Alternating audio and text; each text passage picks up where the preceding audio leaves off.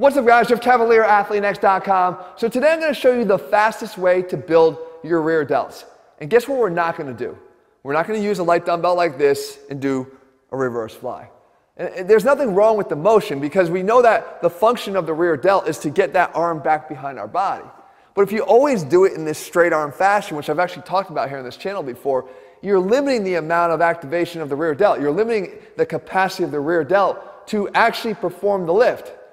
Because what happens is, we know again, extension, getting that arm behind the body. If I just take my arm and I do it straight, anatomically I'm limiting the amount of extension I can get of my humerus behind my body, versus if I actually change the position, bend the elbow, and keep going back. I get much more extension of the arm back behind my body than I do when I go straight. Good. So that would say, well, this is probably a reason why you wouldn't want to do the rear delt fly, but there's another reason why you wouldn't. Because the rear delt, like the middle delt and front delt, it has a high capacity to handle some load. It's not the weak link that it's made out to be, where, oh, I can only handle 5-pound and 10-pound dumbbells to do it. Guys, it's got a lot higher capacity for strength if you allow it to. But when I take this and I do a straight arm reverse fly, what I'm doing is, because I'm increasing the moment arm by extending the elbow out on the rear delt, I'm dramatically inhibiting its ability to lift any type of weight.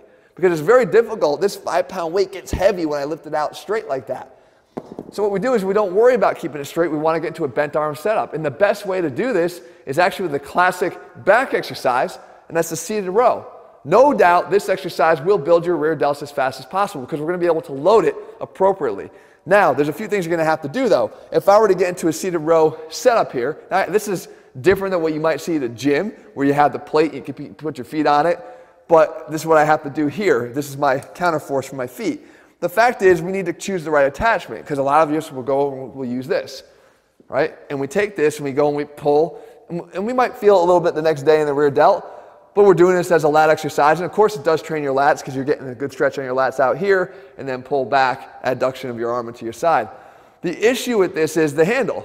We know that if I bring the handle, this is about as far as I can get, and this is going to limit the amount of extension I can get that arm behind the body again. Remember, just focus on from here to here, how much extension can I get back?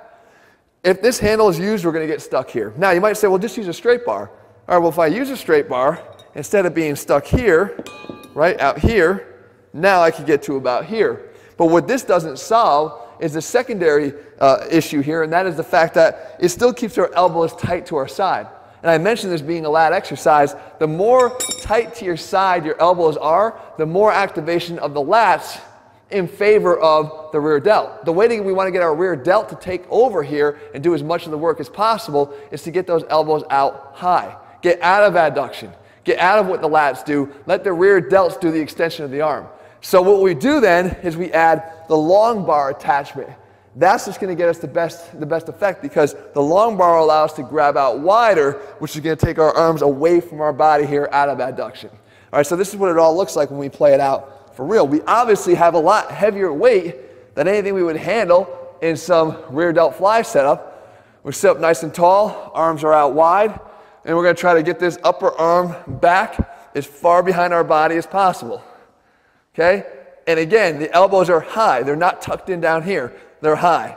We come out, and come back, and drive them back. And you can see that rear delt fired up. And I can tell you, if you haven't done a seated row in a long time, you do these, and your rear delts will be on fire for the next 5 days, especially if you haven't done them for a while.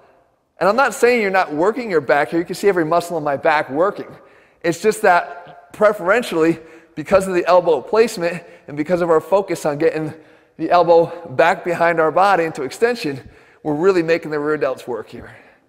And because the load is substantially higher than what we've probably used on the rear delts, you're going to see some quick increases here in both the strength of the rear delt and also the size response to it because of the overload. So the fact is, guys, if you're trying to train your rear delts, which you should be, just because you can't see them doesn't mean you don't need to develop them, then you have an option to see a lot faster growth if you stop thinking about just the things that everybody else does, those kind of lame rear delt flies. There's much better options, as you just saw here. Sometimes it's a classic old back exercise. So guys, I hope you found the video helpful. If you did, leave your comments and thumbs up below. Let me know what you want me to cover. I'll do my best to do that for you. If you're looking for step-by-step programs where we make exercise selections by applying a level of science to what we select. There's a reason and a meaning for everything we do in the gym. You have to apply that to your programs if you want to see the best results from them. All of our programs do that at ATHLEAN-X.com. In the meantime, if you haven't already done so, guys, please click subscribe and turn on your notifications so you never miss a video when I put one out. All right, guys, see you soon.